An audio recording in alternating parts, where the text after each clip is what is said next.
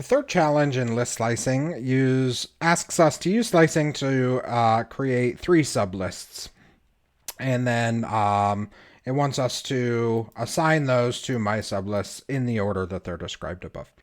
So the first 5 elements from the original list is what we want in our first one.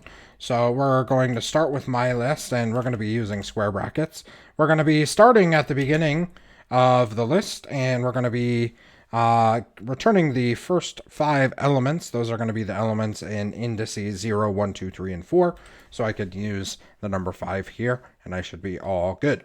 Now, the second one wants the last 5 elements. So I think what we can do here is probably say my list, and in this case, what we're going to want to do is we're going to want to start at 5 before the end, and then go ahead and go all the way to the end. And then in the last one, we want the middle 5 elements. It looks like we're going to start at negative 100 and then go to 0 and then go to positive 100. So I have in total 201 items. So I'm going to want negative 2, negative 1, 0, 1, and 2.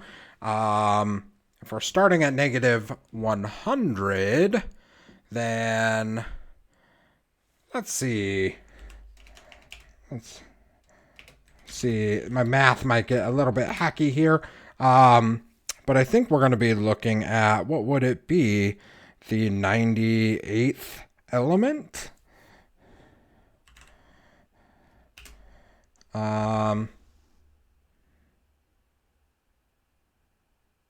Yeah, let's check this out. The 98th element, 99th element, the 100th element.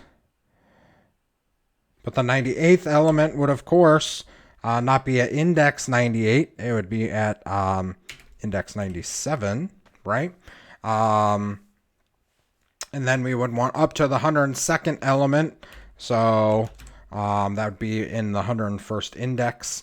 And then it says we want to...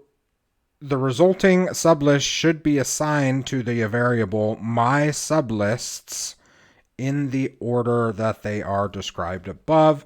I'm guessing that is a list. We want sublist 1, sublist 2, and sublist 3.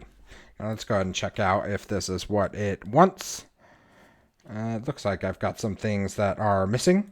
It looks like my list is 1 off. It's expecting negative 2, negative 1, 0, 1, and 2. I'm getting a negative 3. Looks like the 98 that I had in there originally, I shouldn't have questioned myself, was actually correct. So now I can see that this is actually correct.